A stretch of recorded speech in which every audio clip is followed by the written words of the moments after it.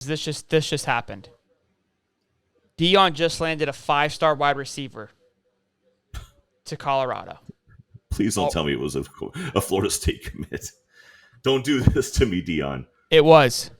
No, it was not. No. 5-star Winston Watkins Jr., 2025 from IMG.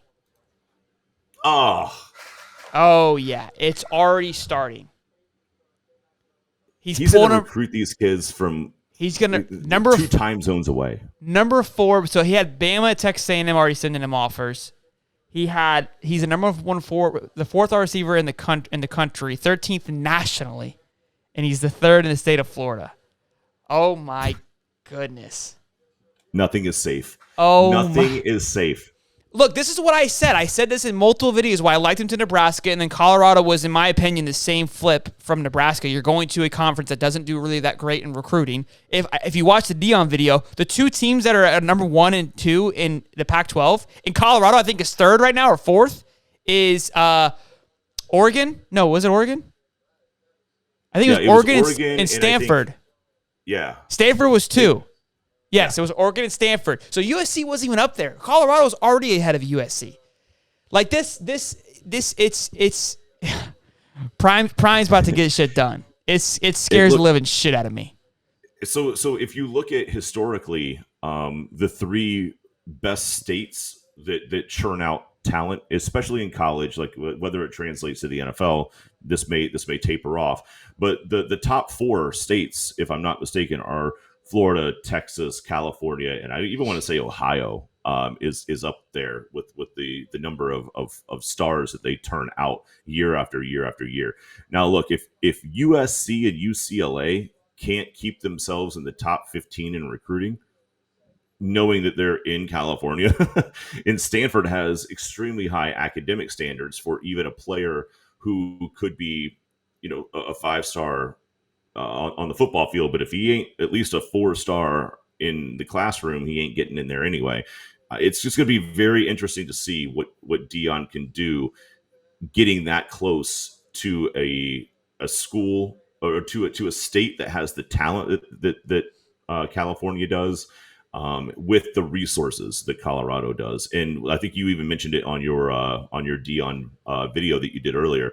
They have just dumped a ton of money into their football program, and some of there's a lot of old money out there in Colorado, because it's like, bro, they just spent a smooth $156 million on a new facility.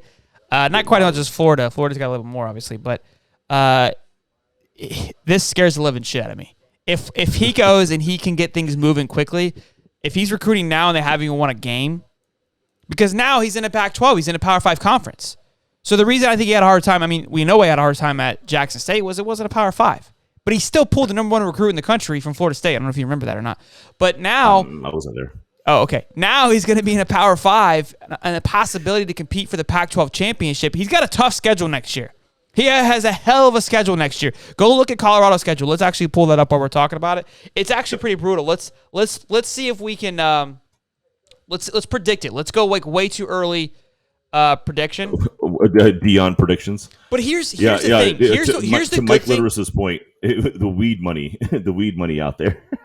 They make so much money on that out there. Here's what's great about Colorado is their expectations are absolutely nothing. This isn't the SEC. This isn't going to be Florida football. He's going to have some time. He's already at 2025. So think about it. He's already thinking 2 years ahead, because I'm looking at a schedule next year. Game 1, TCU at TCU. So I'm gonna say L more than likely.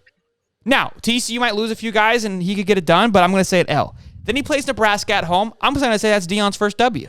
I don't think Nebraska got a new hire too. So who knows? Nebraska could be It's going to take a long time for Nebraska to get back to Nebraska. I think prime time is going to be able to bounce back. So I'm going to give him a W there. I think it's Colorado State at home.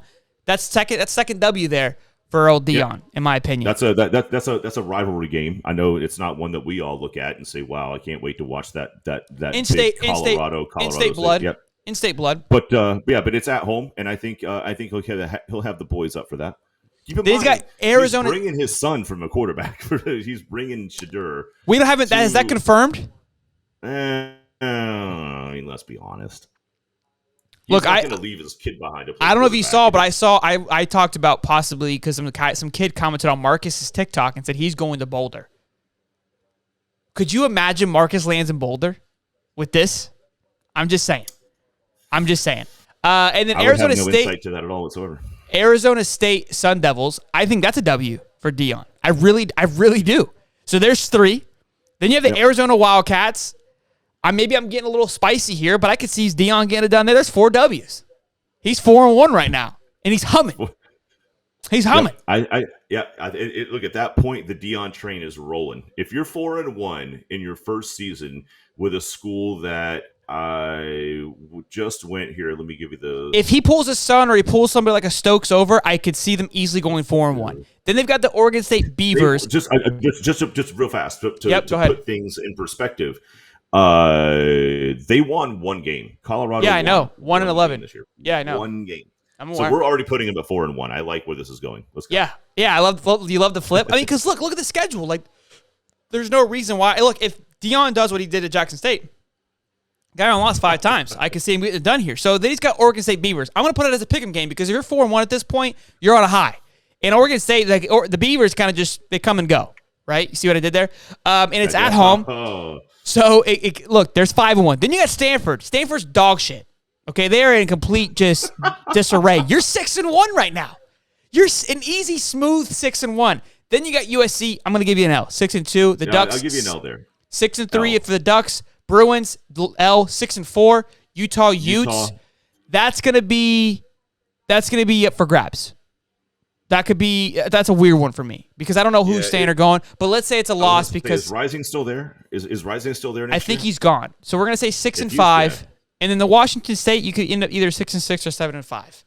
That's not aside from having a flag at every game day in the history of game day.